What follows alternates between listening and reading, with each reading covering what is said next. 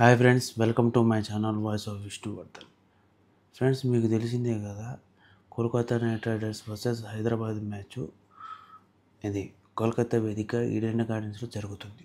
Toss గెలిచి bowling తీసుకున్న sun Risers KKR చేతిలో పిచ్చగొట్టుడు కొట్టించుకొని 200 రన్స్ దగ్గర టార్గెట్ ఫిక్స్ చేసుకుంది. అయితే బ్యాటింగ్కి వచ్చిన సన్ రైజర్స్ ఎరగదీస్తారు అనుకుంటే ఫస్ట్ ఓవర్లోనే మన హెడ్ వెళ్ళిపోయాడు, సెకండ్ ఓవర్లో మన అభిషేక్ శర్మ వెళ్ళిపోయాడు, థర్డ్ ఓవర్లో ఇషాంత్ కిషన్ వెళ్ళిపోయాడు, కాసేపు తర్వాత మన నితీష్ కుమార్ రెడ్డి వెళ్ళిపోయాడు.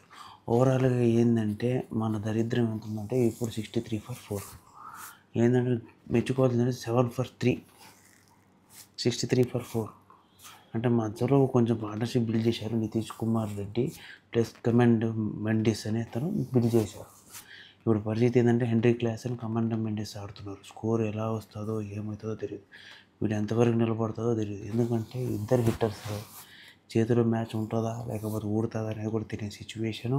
ప్లస్ ఏంటంటే రన్ రేట్ చూస్తుంటేమో 15 దాడుతుంది, 9 overs అయిపోయింది. మ్యాచ్ ఎలా మన చేతిలో వస్తుంది అనేది డౌటే. మ్యాచ్ పూర్తిగా పోయిందా అంటే చెప్పలేము. హెన్రీ క్లాసన్ ఉన్నాడు, తర్వాత అనికేత్ ఉన్నాడు. అయినా కూడా నెక్స్ట్ 10 ఓవర్లో పిచ్చ కొట్టుడు కొట్టాలి. అది ఎలా అవుతుంది అనేది మనకు తెలియదు. మన బ్యాటింగ్ లైనప్ చూస్తుంటే ఇంత దారుణంగా పేక మేడలాగా ఒక ఇప్పుడు మనం పేక మేడ కడితే ఒక పేక తీయగానే మొత్తం కూలిపోద్దుడు, అలా పట కూలిపోయాడు. ఇంకా కేకేఆర్ బౌలింగ్ గురించి మాట్లాడుకుంటే ఇంపాక్ట్ ప్లేయర్ వికెట్ తీసాడు. అర్థం కాలేదా?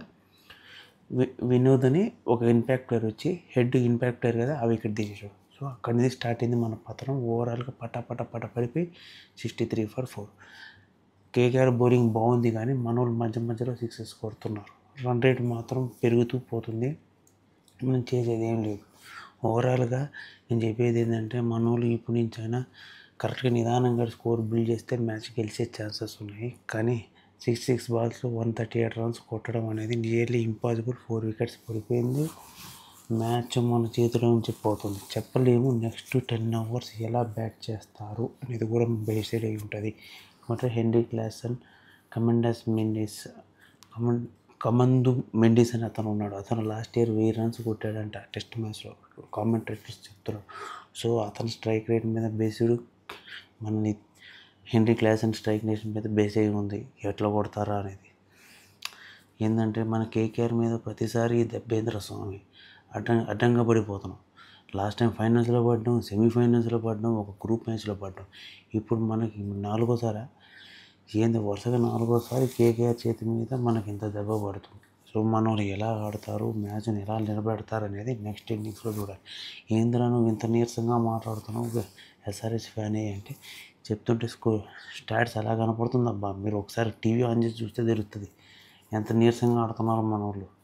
ఎస్ఆర్హెచ్ ఈ మ్యాచ్ కూడా చేతులు ఎత్తేసినట్టు అనిపిస్తుంది. సో ఫ్రెండ్స్, మీకు కానీ ఈ వీడియో నచ్చితే లైక్ చేసి subscribe to my channel voice of Vishnuvardhan. ఇలాంటి మోర్ వీడియోస్ కోసం నా ఛానల్ లైక్ చేసి సబ్స్క్రైబ్తో పాటు బెల్ ఐకాన్ అవుతాయి. Thank you for watching. Stay tune for more videos.